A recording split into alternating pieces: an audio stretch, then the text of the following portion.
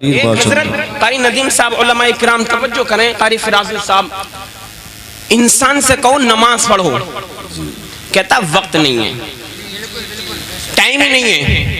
तो मेरे भाई ये बता, नाचने गाने का टाइम तुझे कहां से मिल जाता है? बोल, कौन नमाज पढ़, अल्लाह की बारगाह में आजा, वक्त नहीं है। हजरत क्या करूं, कारोबार बड़ा तगड़ा है।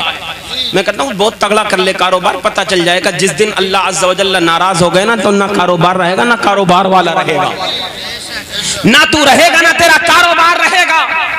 कहता टाइम नहीं है। तो भाई ये बता, नाचने गाने के लिए टाइम कहां से निकल आया? गंदी महफिलों में जाने के लिए टाइम कहां से निकल आया? शराब के अड्डों को आबाद करने के लिए टाइम कहां से निकल आया? जिना के अड्डों को आबाद करने के लिए टाइम तेरे पास कहां से निकल आया? मोबाइल पर कई कई घंटे फोन पर गैर औरत से बात करने के लिए तेरे पास टाइम कहां से निकल आया? शर्म नहीं आती?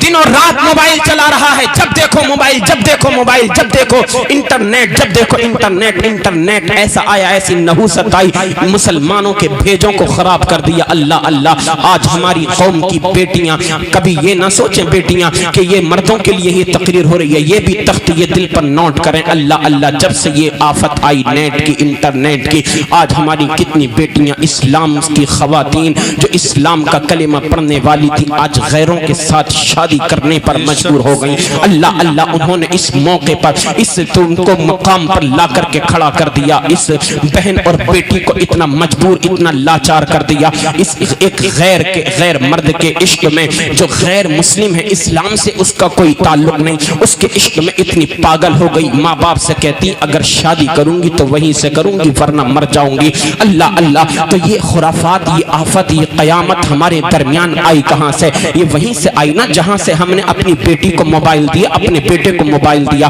तुम अपनी बेटियों को ही डांटते रहा करते हो, कभी अपने बेटों से पूछा जो कई कई घंटों तक फोन पर बातें कर रहा है वो किससे कर रहा है? जाहिर सी बात है ये है, उधर तो कोई ना कोई जरूर होगा। मेरे भाइयों, अपने घर के अंदर अपने घर का माहौल अच्छा करो। ये बात याद रखो, माहौल घर का तब अच्छा होता है जब घर के बुजुर्ग, जब घर के बड़े अच्छे होते हैं। यानी एक बेटी जिसका भाई कोई आलिम दीन हो, कारी कुरान हो, हाफिज कुरान हो, नमाजी हो, परहेजगार हो, हाजी हो, अल्लाह का मुत्तकी और परहेजगार बंदा हो, अगर वो नमाजें पढ़ता है। एक माँ अगर घर के अंदर 5 वक्त की नमाजें पढ़ती है, बाप अगर मस्जिद में जाकर के नमाज पढ़ा करता है, तो उसकी बेटी को गैरत आएगी, हया आएगी, उसको बार बार उसके दिमाग पर यह बात आएगी कि मैं कोई कदम ना उठाऊं ऐसा कि जिसकी वजह से मोहल्ले के अंदर मेरे बाप की नाक नीची हो जाए।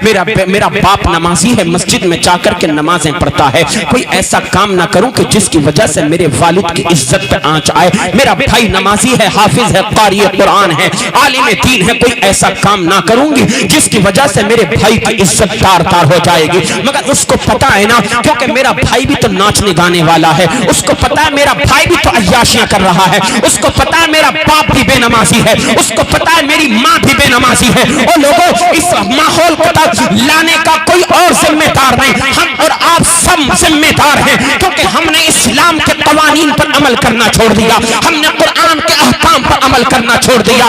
नमाजों से दूरी इख्तियार की तो अंजाम ये हो गया, अल्लाह की इबादत से दूरी इख्तियार की तो अंजाम ये हो गया, गुनाहों के दलदल में फंसे तो अंजाम ये हो गया। अब तक गैरों की इज्जतों को तुम उछालते थे, आज तुम्हारी इज्जतों को उछाला जाने लगा है। अल्लाह अल्लाह, हम इस हालत के जिम्मेदार खुद हैं। ये जो हालात हमारे सामने हैं, कोई गैर जिम्मेदार नहीं है, हम और आप सब खुद इस चीज के जिम्मेदार हैं। अगर बाप 5 वक्त की नमाज पढ़ता तो बेटी देखते मेरा बाप नमाजी है, हया आती, शर्म आती, वो भी एक न एक वक्त की नमाज जरूर पढ़ती। जब देखती माँ 5 वक्त की नमाज पढ़ रही है तो बेटी को खुद ब खुद शर्म आने लगती, तो बेटी भी नमाज पढ़ने लगती। हमने देखा है उन छोटे छोटे बच्चों को कि जिनके घरों में माँ नमाज पढ़ती है, वो बच्चा अभी बोल नहीं सकता, अल्लाह अल्लाह, उसको शऊर नहीं है, मगर देखता है माँ नमाज पढ़ रही है, वो बच्चा खेलता कूदता आता है माँ के आगे मुसल्ले पर आकर के नमाज पढ़ने लग जाता है। माँ रुकू करती है तो बेटा रुकू में चला जाता है, बेटी रुकू में चली जाती है। माँ सजदा करती है तो वो बच्चा जो नादान है, अभी उसको कहा नहीं है बेटा नमाज पढ़, पढ़, बेटी नमाज पढ़, मगर माँ को देखा है ना, माँ नमाज पढ़ रही है। अल्लाह अल्लाह, बेटा और बेटी ये बच्चे कोरे कागज की तरह हैं, इनकी जिंदगियों को अच्छा करो, वो इनके दिलों पर वो बातें नक्श करो जो इस्लाम की बातें हैं, जो इस्लाम के कानून हैं, जो फराइज हैं, जो अल्लाह अज़्ज़ व जल्ला की तरफ से अहकाम है हमारे ऊपर, वो बातें अपने बच्चों के सामने करो, वो अमाल अपने बच्चों के सामने करो।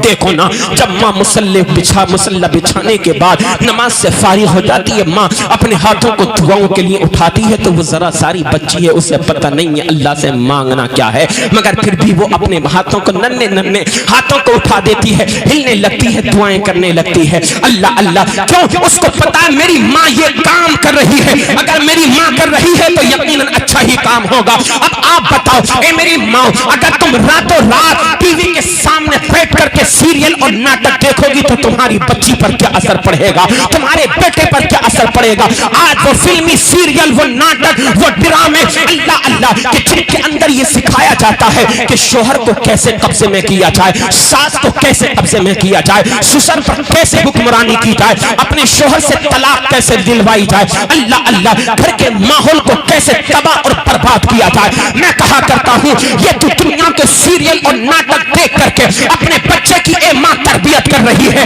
ये तरबियत तेरे लिए बड़ी महंगी पड़ने वाली है, क्योंकि जब तेरा बच्चा जवान हो जाएगा, तेरी बच्ची जवान हो जाएगी, जब तेरे कब्जे से बाहर चली जाएगी, फिर तू कहेगी मौलाना अब्दुल अलीम तावीज दे दो, मेरी बेटी कहना नहीं मानती, मौलाना नदीम तावीज दे दो, मेरा बेटा कहना नहीं मानता, कारी फिराजुल कोई तावीज दे दो, मेरे बच्चे मेरा कहना नहीं माना करते हैं। अरे जनाब, मैं कहा करता हूँ, ए माओ, ए बहनों, ए भाइयों, अपने बच्चों को फिल्मी सीरियल नाटक ड्रामे बाजियां ना दिखाओ, ना सुनाओ। हाँ हाँ, अगर कुछ दिखाना है, सुनाना है, तो हसनैन करीमैन की अम्मी जान, नबी की शहजादी जनाब सैयदा फातिमा ज़हरा के किस्से सुनाओ, अपनी बेटी को सैयदा ज़हरा के किस्से सुनाओगे और ये कहोगे बेटी तुझे कनीज़े फातिमा बनना है, ए बेटे तुझे हसन हुसैन का गुलाम बनना है। कसम खुदा की मेरा दावा है, बच्चा जब जवान होगा तो नाफरमानी नहीं, जैसा कहोगे तुम्हारी फरमा बरदारी करता हुआ नजर आए। नारे तकबीर, नारे रिसालत, जश्न ईद मिलादुन नबी, उलमाए अहले सुन्नत, फैज़ाने बुजुर्गाने दीन, मुफ्ती आफ्ताब आलम रज़वी मंजरी, नारे तकबीर, जिंदाबाद जिंदाबाद। देखो ना, खानकाहों का हाल हो क्या गया, जहां से हमारी रूह की तरबियत होनी थी, आज मोटे मोटे पेटों वाले बड़े बड़े गुल्लकें लेकर के बैठे हैं। ये घर की खातून, ये हमारे घर की औरत जाती है, मियाँ ताबीज दे दो, ताबीज। मियाँ भी बड़ा चालाक है, वो समझ गया ताबीज लेने आई है तो जरूर कुछ ना कुछ रोकड़ा जेब में डाल करके लाई होगी। मैं जो अच्छे लोग हैं उनकी बात नहीं कर रहा, जिन्होंने ढकोसलेबाजी कर रखी है उनकी बात कर रहा हूँ। जाती है ताबीज, मियाँ ताबीज दो, ताबीज। अब मियाँ भी बड़ा चालाक है, मियाँ कहता है बहन ये बता कौन सा लेगी, पक्का वाला लेगी या कच्चा वाला लेगी। एक कच्चे और पक्के में उलझ करके रह गई हमारी बहन, पक्के और कच्चे में ही उलझ करके रह गई हमारी बहन बेटी। हम कभी एक मरतबा मैं सोचने लगा, या अल्लाह ये कच्चा और पक्के वाला मसला क्या होता है। कारी नदीम साहब की बिला मैं समझने में सोचने में मजबूर हो गए, कच्चे और पक्के वाला मसला क्या है ताबीज का। तो किसी ने बताया मौलाना आपको क्या पता। मैंने कहा हाँ बेशक हमें क्या पता, ना हम ताबीज करते न देते न लेते, तो हमें पता भी क्या होगा। मैंने कहा बताओ ना आखिर माजरा है क्या। तो कहने लगा मौलाना पक्का वाला कहते हैं 11,000 वाले को। अब इसको पता है अपने शोहर को कब्जे में करना चाहती है तो 11,000 परस में डाल करके लाई होगी, अपने बेटे का गला काट लेगी, अपने शोहर की आमदनी में से पैसा बचा लेगी, सब कुछ सब हर एक से हर बात छुपा लेगी, मगर मियाँ की बारगाह में जरूर जाकर के बताएगी। और मियाँ भी बड़ा चालाक होता है। मियाँ कहता है देख बहन तू आ गई, बड़ा अच्छा करा, अगर तू जल्दी ना आती तो बड़े तेरे घर में बड़ा इंतशार होने वाला था, पता ना न जाने क्या क्या हो जाता तेरे घर में। देख तेरी सास है वो बड़ा परेशान करे तुझे, तेरा ससुर है वो तुझ पे हुक्मरानी करता है, और एक बात और बताऊं, तेरा जो आदमी है वो तुझसे पहले जैसी मोहब्बत नहीं करता। अब बड़ा चालाक है मियाँ, बड़ा चालाक, पेटुआ बन गया, पेटुआ खा खा के। कहता तेरा शोहर तेरे जैसे, तुझसे पहले जैसे। अरे हाँ मियाँ यही तो मैं सोचूं, इतने साल हो गए मेरा आदमी मुझसे मोहब्बत क्यों नहीं कर रहा। इसे बेगैरत को शर्म नहीं आती। ये बुढ़ापा आ गया, 25-30 साल हो गए इसकी शादी को, बच्चे जवान हो गए, इस औरत को अब भी यही फिक्र पड़ी हुई है मेरा शोहर मुझसे मोहब्बत नहीं करता। बेचारे का कमाते कमाते मेहनत करते करते उसके खून का पसीना बन गया और उसे अब भी यही फिक्र है मेरा शोहर मुझसे मोहब्बत नहीं कर रहा। 15 बच्चे हो गए, 10 बच्चे हो गए, 8 बच्चे हो गए, 6 बच्चे हो गए, मगर फिक्र यही है मेरा शोहर मुझसे मोहब्बत नहीं कर रहा, मेरा शोहर मुझसे मोहब्बत नहीं कर रहा। फिक्र इसको आज भी यही लगी हुई है मेरा शोहर मुझसे मोहब्बत नहीं कर रहा। मियाँ ऐसा कर दो, ऐसा कर दो, कोई मेरे सामने बोल ही ना सके। अल्लाह अकबर, गई बर्बाद कर दिया पूरे घर के माहौल को। अल्लाह अकबर, देखो ना दरगाहों पर जाकर के क्या हाल है। जवान जवान बेटियां कैसे बालों को बखेर करके अल्लाह अल्लाह कैसे खेल रही हैं। अल्लाह अल्लाह, ये बुजुर्गाने दीन के आस्ताने हैं, यहाँ से इंसानों की रूहों की तरबियत होनी थी, मगर हमने क्या बना दिया। बुजुर्गाने दीन का कोई कसूर नहीं, माज़ल्लाहि रब्बिल आलमीन, वो हमारे सरों के ताज हैं। मोहब्बत बेशुमार उनकी हमारे दिलों के अंदर है। इन मुकद्दस पाकीज़ा जगहों को हमने जो है एक जगह एक तरीके से अड्डा बना दिया खेलने का। अल्लाह अकबर, इन बुजुर्गाने दीन के आस्थानों से फैज मिलता है, बेशक जरूर मिलता है, मगर उस ढोंगी औरत को फैज नहीं मिलेगा, उस ढोंगी मर्द को फैज नहीं मिलेगा जो माँ बाप को सताएगा और सताने के बाद जाएगा बुजुर्गाने दीन के आस्थाने पे मांगने के लिए। ये बात याद रखना, सबसे पहला आस्थाना दुनिया के अंदर अगर किसी का है मांगने के लिए तो वो सबसे पहला आस्थाना तुम्हारे माँ बाप का है। माँ बाप को राजी करो, कसम खुदा की। परेशानियां हैं, कदमों में जाकर के गिर जाओ, माँ के कदम दबा दो, ए मेरी माँ मुझे परेशानियां आ गई हैं, आप अपने हाथों को उठा करके मेरे लिए सिद्क दिल से दुआ कर दो, कसम खुदा की। इधर से तेरी माँ की ज़बान से दुआ के कलेमात निकलेंगे, अल्लाह अज़्ज़ा व जल्ला की बारगाह में कबूल हो जाएंगे। सरकार ताहुल ताजुल फहुल कुतुबुल मदार, बड़े बड़े सरकार, छोटे सरकार, आला हजरत इमाम इश्क व मोहब्बत और ख्वाजा गरीब नवाज साबिर पाक, इन बुजुर्गों के आस्थानों पर बाद में शिकायतें लेकर के जाना। पहले तेरी माँ जो तुझसे खफा है, या तू अपनी माँ से जो कई साल से बोला नहीं है, तुझे शर्म नहीं आती, कमा करके लाता है, ईद बकरीद का मौका होता है, अपनी बीवी की जुल्फों का तू असीर बना हुआ है, अपनी बीवी के लिए सब कुछ कमा करके ला रहा है, बच्चों के लिए लेकर के आ रहा है, मगर तेरी माँ घर में जो इंतजार करती रहती है, हो सकता है 3-4 साल गुजर गए, अब क्या मेरा बेटा आएगा, ईद का मौका है, हो सकता है मेरा बेटा मुझसे बोलने लगे, मेरा बेटा मुझसे कोई शिकवा शिकायत करे। माँ उसकी आंखों से आंसुओं के कतराट टपकते रहते हैं, वो अल्लाह की रहमत को पुकारती रहती है, मेरे मौला मेरे बेटे के दिल में रहम डाल दे, मेरा बेटा मुझसे बोलता नहीं है। तेरी माँ तेरे आने का इंतजार कर रही है, मगर तू अपनी माँ को देख कहाँ रहा है। तुझे तो बस फिक्र है इस बात की मेरी बीवी नाराज ना हो जाए। तुझे पता है तेरी बीवी नाराज हो गई तो फिर तुझे कोई रोटी बना करके नहीं देखा। अरे मेरे भाई, ये बात अपने सहन और दिमाग से निकाल दे। कसम खुदा की, माँ एक ऐसा अनमोल तोहफा है दुनिया में, दुनिया के लिए भी और आखिरत के लिए भी। तेरी बीवी जवानी के दिनों में भी कह देगी मेरे सिर में दर्द है, मैं रोटी नहीं बना सकती, होटल से जाकर के लेकर के आओ। कभी अपनी बूढ़ी माँ से जाकर के कहना कि जिसके कमजोरी की वजह से हाथ हिल रहे हैं, चेहरे पर झुर्रियां पड़ गई हैं, बदन कमजोर और लाहिक हो गया है, मगर कभी जाकर के माँ से कहना मेरी माँ मैं भूखा हूँ, मुझे खाना खिलाना, मेरी माँ मुझे खाना खिला दे। माँ ये ना कहेगी बेटा मुझसे रोटी ना बनेगी, वो अपने हिलते हुए हाथों से आटा गूंथेगी। कसम खुदा की, बुढ़ापे के अय्याम में वो रोटी बनाएगी और तुझको बना करके खिलाएगी। तुझे ये गैरत आनी चाहिए, माँ से बोलता नहीं है। कसम खुदा की, मैं तो कहा करता हूँ अगर दुनिया में सबसे पहला और सबसे बड़ा अगर कोई पीर है तो वो तेरी माँ है, तेरा बाप है। इनको राजी कर ले, सारे मज़ार वाले तुझसे राजी हो जाएंगे। सुभान अल्लाह, सुभान अल्लाह, सुभान अल्लाह। देखो उन नौजवानों को कि जो घरों से जब निकलते हैं इमाम साहब से दुआ नहीं कराते, यार दोस्तों से नहीं कहते कि मेरे लिए दुआ करना, बल्कि माँ के कदमों को दबा करके कहते हैं माँ मेरे कारोबार के लिए बरकत की दुआ करना, मेरे वालिद मेरे कारोबार की बरकत के लिए दुआ करना। फिर इसकी माँ जब दुआ करती है और इसके सर पर हाथ रख करके जब घर से इसको रवाना करती है, रिवायतों के अंदर आता है जो बेटा, जो औलाद अपनी माँ की दुआओं का सहारा लेकर के अपने घर से निकलता है, जब तक वो अपने घर पर वापस नहीं आ जाता, अल्लाह की रहमत की पनाह में रहा करता है। अल्लाहु अकबर। शायर कहता है हमारे कुछ गुनाहों की सजा भी साथ चलती है, हमारे कुछ गुनाहों की सजा भी साथ चलती है। अब हम तन्हा नहीं चलते, दवा भी साथ चलती है। अब हम तन्हा नहीं चलते, दवा भी साथ चलती है। अभी जिंदा है मेरी माँ, मुझे कुछ नहीं होगा। अभी जिंदा है मेरी माँ, मुझे कुछ नहीं होगा। मैं जब घर से निकलता हूँ दुआ भी साथ चलती है। मैं जब घर से निकलता हूँ दुआ भी साथ चलती है। मेरे भाइयों, बयान करने का मकसद ये है, बात अच्छी लग रही है आप लोगों को, समझ में भी आ रही है? सुनाया जाए या खत्म कर दिया जाए?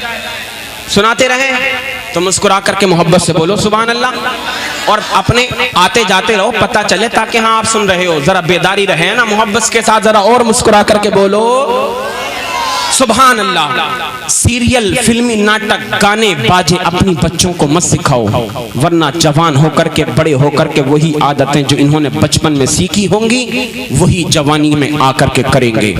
अगर सिखाना है तो जनाब सैयदा फातिमा ज़हरा की सीरत के किस्से इनको सुनाओ। मेरी माओ बहनों सुनो,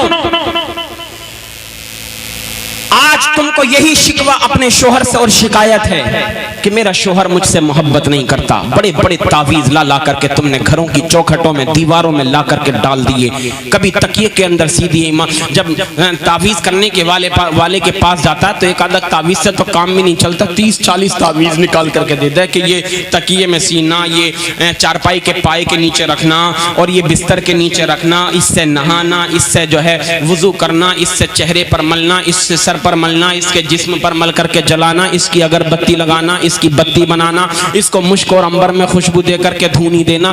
दुनिया भरे की बातें वो सिखा देता है। अल्लाह अल्लाह, तुम्हें अपने शोहर से शिकवा रहता है कि तुमने मेरे लिए किया ही क्या है। आओ आओ, तारीख का एक बाब आपकी समात तक पहुंचा दूं। जनाब सैयदा फातिमा ज़हरा को आज पूरी दुनिया जानती है। ए नबी के प्यारे दीवानों, बड़ी तवज्जो के साथ सुनना। एक मर्तबा हजरत सैयदना मौला अली मौला कायनात, जिनके बारे में मेरे नबी इरशाद फरमाते हैं, मन कुन्तु मौला हो फहाजा अली मौला हो, मैं जिसका मौला हूँ अली भी उसके मौला हैं। अल्लाह अल्लाह, हजरत मौला कायनात मौला अली रज़ी अल्लाह ताला अन्हो से एक मर्तबा जनाब सैयदा फातिमा ज़हरा कहने लगी, आज मेरी माँ को तो बस यही परवाह है, ए मेरे आदमी, मेरे शोहर, तुमने मेरे लिए किया ही क्या है? बड़ी तंगी में मैंने तुम्हारे साथ वक्त गुजारा है, तुमने मुझे आज तक दिया ही क्या है? यही शिकवा और शिकायत है। बेचारा मेहनत मजदूरी कर से करके बाहर से घर में आया है, अभी उसका पसीना सूखा नहीं है, इसने अपनी फरमाइशों की लिस्ट पहले ही उसके सामने ला करके रख दी है।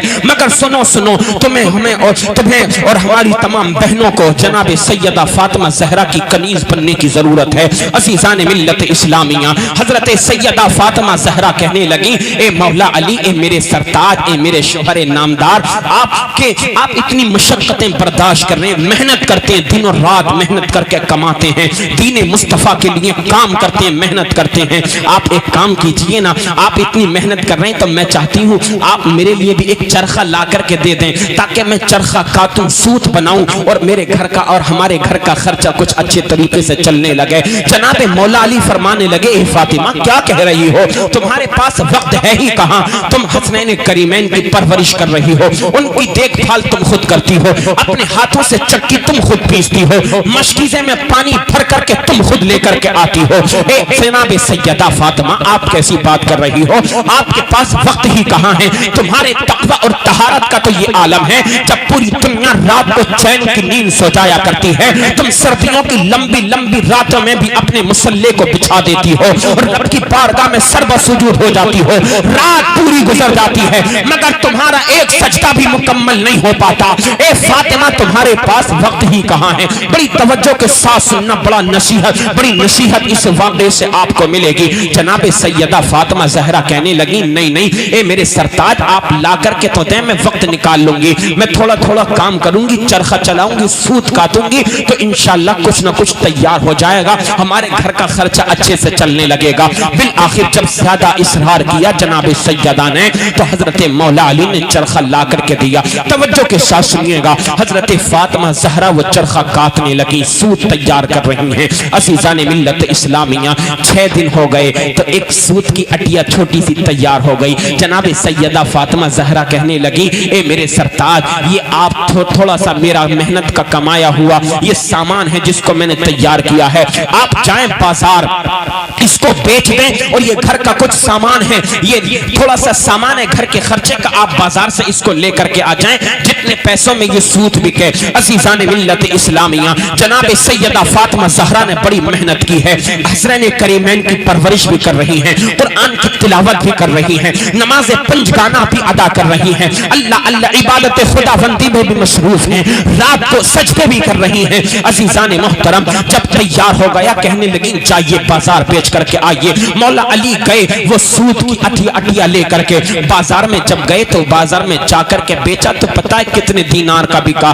6 दीनार का वो सूत की अटिया बिक गई। 6 दीनार, अल्लाह अल्लाह, ये हजरत सैयदा फातिमा ज़हरा की मेहनत की कमाई थी जो 6 दीनार में बिकी है, मौला अली ने बेच दिया। अज़ीज़ान मिल्लत इस्लामिया, अब हजरत मौला अली बाजार से दूसरी तरफ को चलने का इरादा करते हैं कि चलो घर का कुछ सामान लेता हूँ, 6 दीनार मेरे पास हैं, सोने के 6 सिक्के मेरे पास हैं। अल्लाह अल्लाह, जैसे ही थोड़ा सा आगे गए तो एक शख्स हाजिर खिदमत हो गया और अर्ज करने लगा, ए मौला कायनात, मैं एक कर्जदार हूँ, फला अमीर का मेरे ऊपर कर्जा है, अगर आज अदा नहीं करूंगा तो मुझे कैद खाने में डाल देगा, आज का वादा है देने का। बड़े बड़े मालदारों की चौखटों को मैंने खटखटाया है, बड़े बड़े सरमायादारों के दरवाजों को खटखटाया, मगर ए मौला अली कहीं से मेरी मदद न हो सकी। बड़े बड़े जमींदारों के पास में गया हूँ, किसी ने मेरी मदद नहीं की है। मौला अली आपकी बारगाह में आया हूँ, मैंने सुना है जो जरूरतमंद आता है कभी महरूम नहीं जाता है।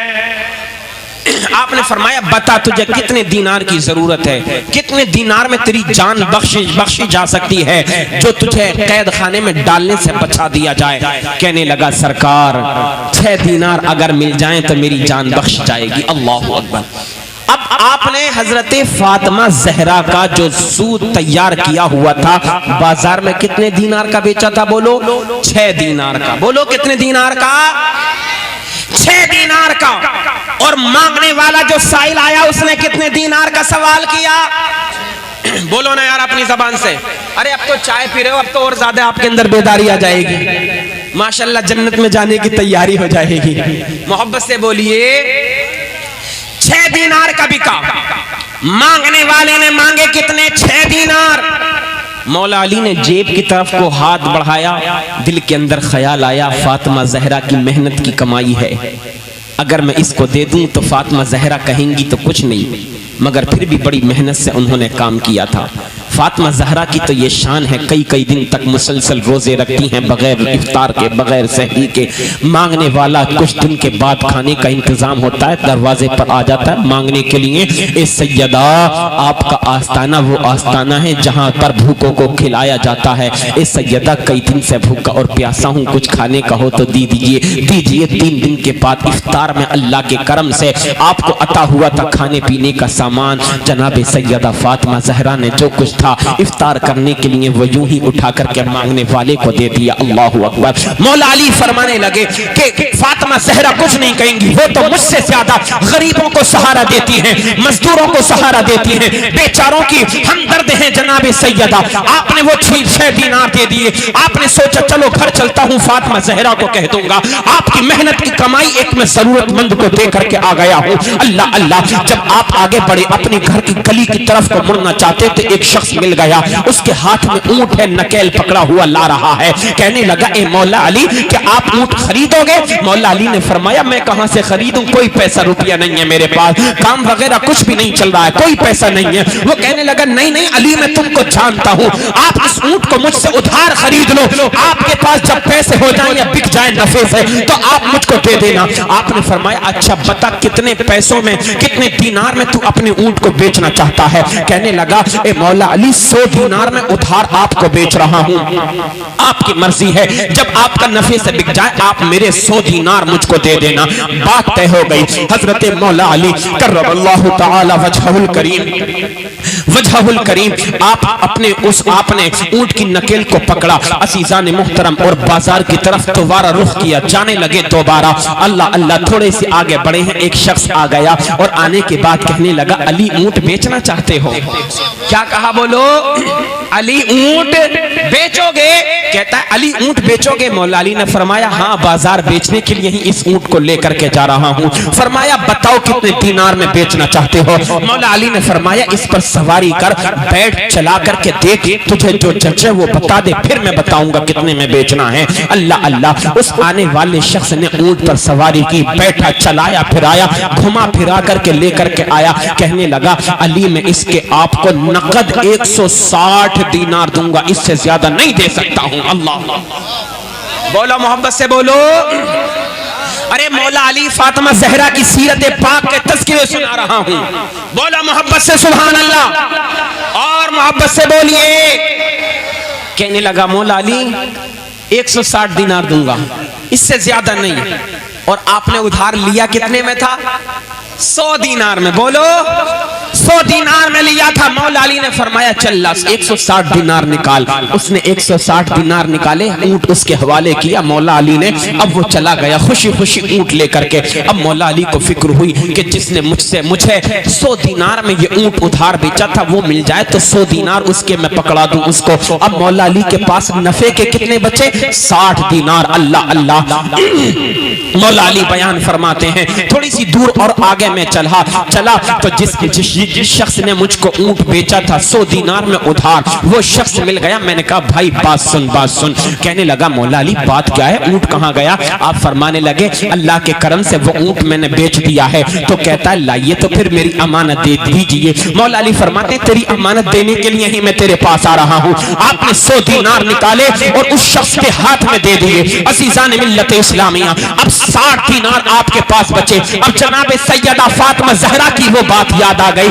कि घर का सामान लेकर के आना है, खर्चे का है, घर में खाने पीने का सामान नहीं है, मुख्तसर सा बाजार से सामान लेकर के आ जाइए। मौला अली ने बाजार से सामान खरीदा तो 60 दीनार थे, मगर 6 दीनार का सारा सामान मिल गया। 6 दीनार खर्च किए, 54 दीनार और सामान लेकर के घर पर गए हैं। जनाब सैयदा फातिमा ज़हरा घर के अंदर है, दस्तक दी। मौला अली ने दस्तक दी, घर के अंदर दाखिल हो गए। जनाब सैयदा फातिमा ज़हरा की खिदमत में वो सामान और 54 दीनार पेश कर दिए। जनाब सैयदा फातिमा ज़हरा कहने लगी ए मेरे सरताज ये तो बताओ मैंने जो सूट तैयार किया था वो कितने का फरोख्त किया है आपने बाजार में? मौला अली कहने लगे ए सैयदा जब तू इस तरह की बातें पूछती है तो मेरे दिल को बड़ा सुकून मिलता है। मौला अली ने फरमाया ए फातिमा तुमने जो मेहनत की थी वो तुम्हारी मेहनत 6 दीनार में बिक गई और ये सामान भी मैं 6 दीनार में पूरा खरीद करके लेकर के आया हूँ।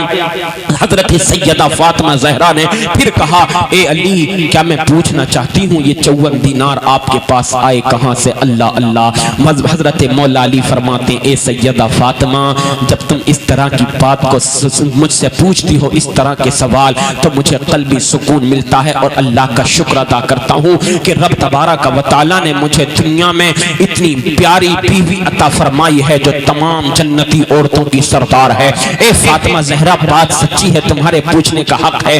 अल्लाह अल्लाह, ये जनाब सैयदा फातिमा ज़हरा का किरदार था। मगर आजकल की खातून अल्लाह अल्लाह इसको तो बस एक यही धुन लगी रहा करती है, मेरी बहन की शादी आने वाली है, रानी हार सोने का मुझे चाहिए, मेरी जो है मेरे भाई की शादी आने वाली है, मुझे नहीं पता कहां से कमा करके लाओगे, हराम लाओ या हलाल लेकर के आओ, मुझे पंजाबी हार चाहिए। न जाने हारों के भी क्या क्या नाम आ गए। बहरहाल अगर इसका शोहर इसको पूरा सोने से भी नहला दे, पूरे बदन पर इसके सोना पहना दे, मगर इसको फिर भी सोने के अंदर कमी नजर आया करती है। लाखों लाख रुपए ला करके हराम के इसकी गोद में ला करके रख दे, कभी ये नहीं पूछती ए मेरे शोहर आप जो ये लेकर के आए हो कहीं हराम का लुकमा तो इसके अंदर नहीं है, हराम की कमाई की आमेजिश तो इसके अंदर नहीं है। ए मेरी बहन और बेटियों ये बात याद रखो, मुख्तसर से पैसों में गुजारा कर लेना मगर हराम कमाई की तलब अपने शोहर से कभी ना करना, क्योंकि तुमको मालूम होना चाहिए जो बाप अपनी औलाद को हराम का लुकमा खिलाया करता है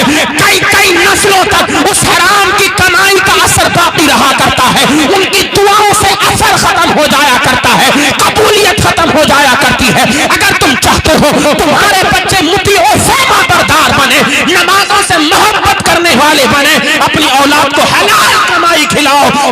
कमाई खिलाओगे, मौला ताला तुम्हारी औलाद में भी बरकत अता फरमाएगा, तुम्हारे कारोबार में भी बरकत अता फरमाएगा।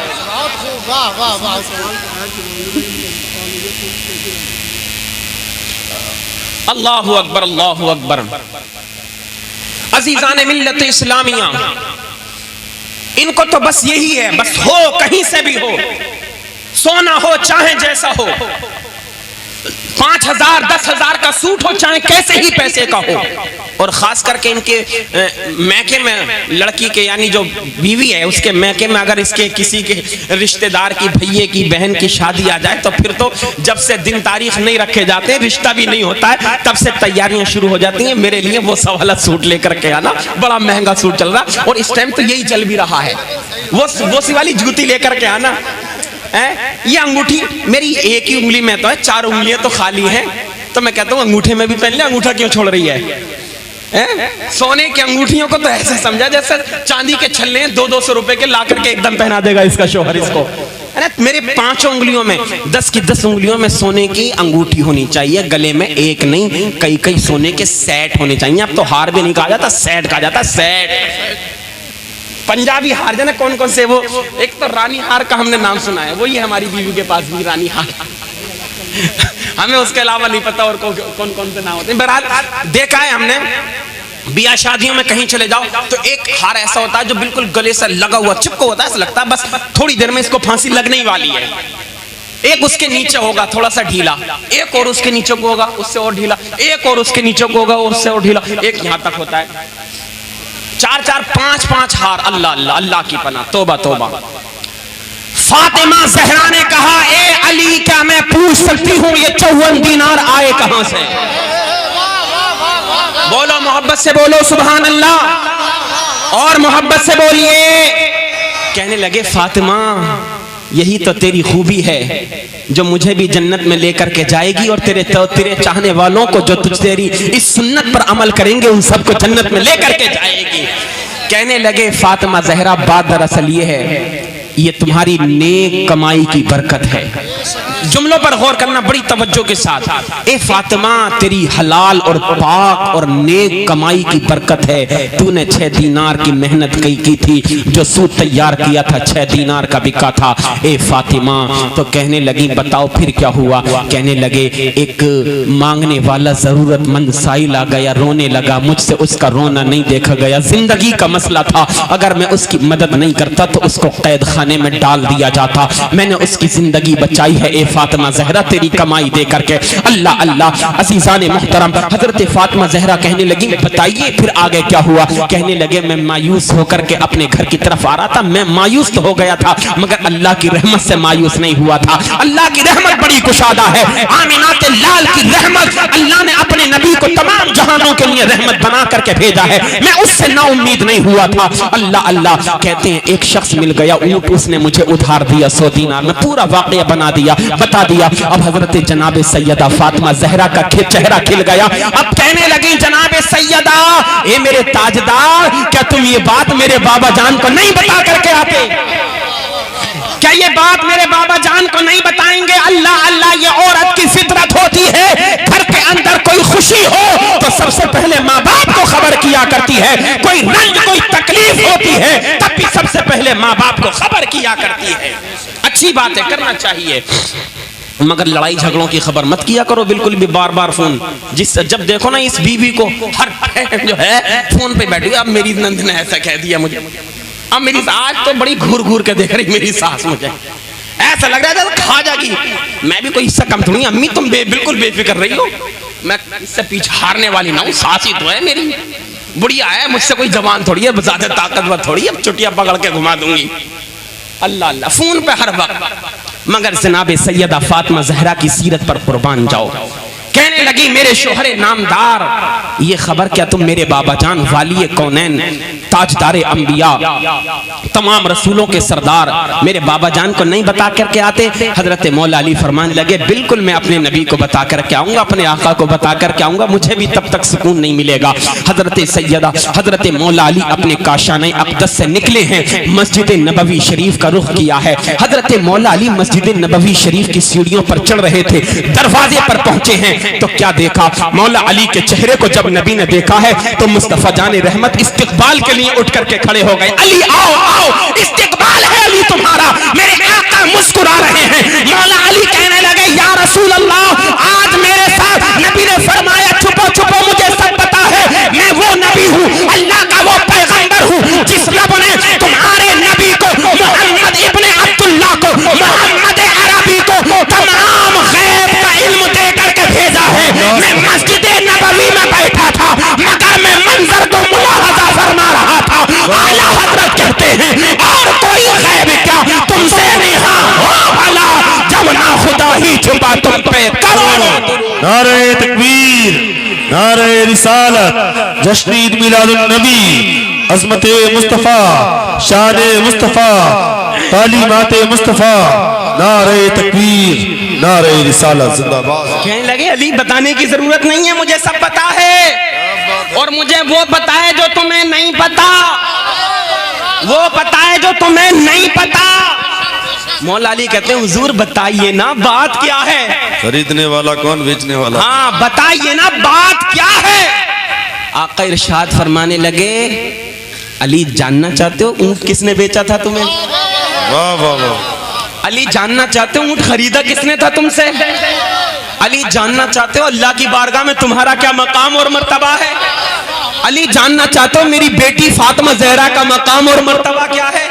अर्ज करते हैं हुजूर आया तो इसीलिए हूँ, बताइए ना मेरे आका, मेरे माँ बाप आप पर कुर्बान हो जाएं, आका मेरी जिंदगी आप पर कुर्बान है, या रसूल अल्लाह बताइए ना। मौल मेरे प्यारे नबी इरशाद फरमाने लगे अली सुनो सुनो, तुमने जिस गरीब कमजोर लाचार मजबूर की मदद की थी कि जिसको दुनियादारों ने ठुकरा दिया था, जमींदारों ने ठुकरा दिया था, सरमायादारों ने फटकार दिया था, दरवाजों से उसको भगा दिया था, मगर एक तुम्हारा आस्ताना ऐसा है जहाँ पर गरीबों की मदद की जाती है, बेसहारों को सहारा दिया जाता है, भूखों को खाना खिलाया जाता है, नंगों को कपड़े पहनाए जाते हैं, अल्लाह अल्लाह यतीमों के सरों पर हाथ रखा जाता है। ए अली तुम्हारा ही घर तो वो घर है जहां दुनिया वाले जिस किसी को अपना नाम पसंद करें तुम उसको अपना लिया करते हो। ए अली जब मैदान महशर में पहुंचेंगे अली अली लोग पुकार रहे होंगे, कोई पुकार ना सुन रहा होगा, मगर ये शान तुम्हारी ही तो है, जिसको चाहोगे अपने साथ जन्नत में लेकर के चले जाओ। वाह वाह वाह वाह, जिंदाबाद। अल्लाह अल्लाह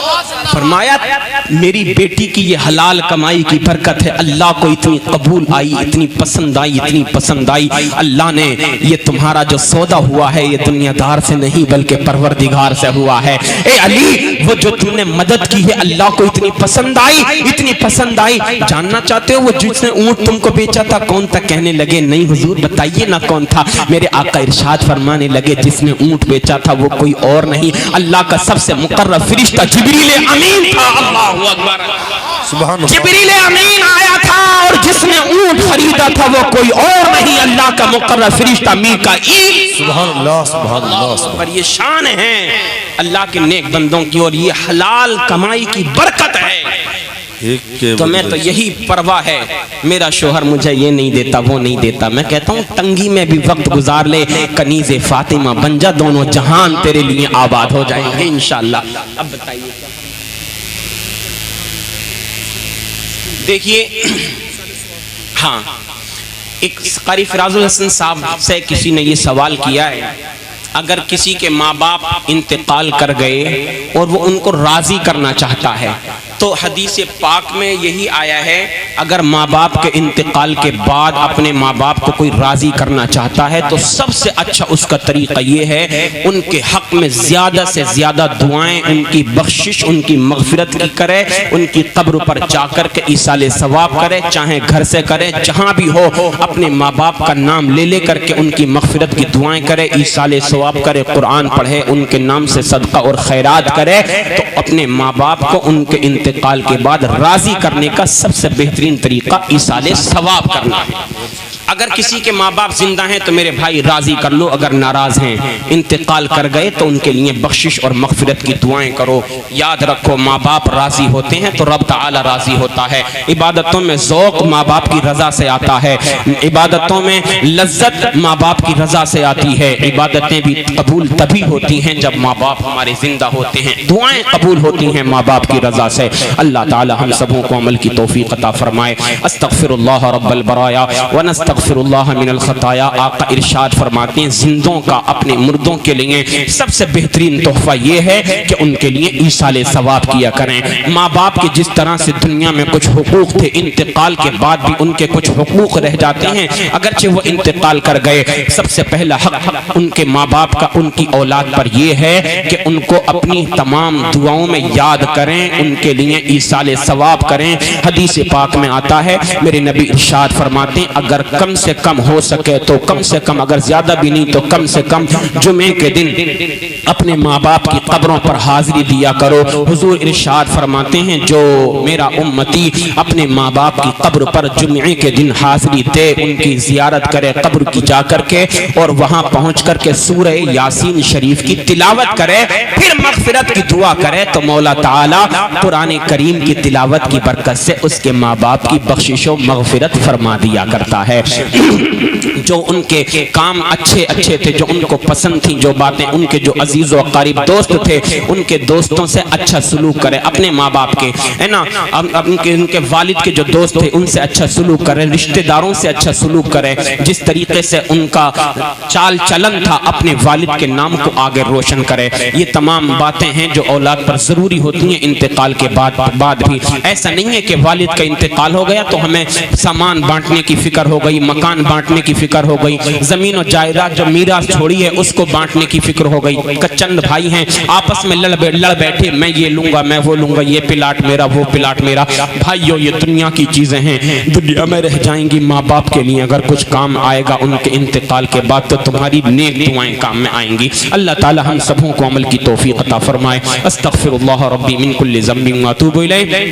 तमामी हज़रात कलिमा शरीफ पढ़ें, ला इलाहा इल्लल्लाह मुहम्मदुर रसूलुल्लाह सल्लल्लाहु अलैहि वसल्लम व आखिरु दावाना अनिल हम्दुलिल्लाहि रब्बिल आलमीन। अस्सलामु अलैकुम।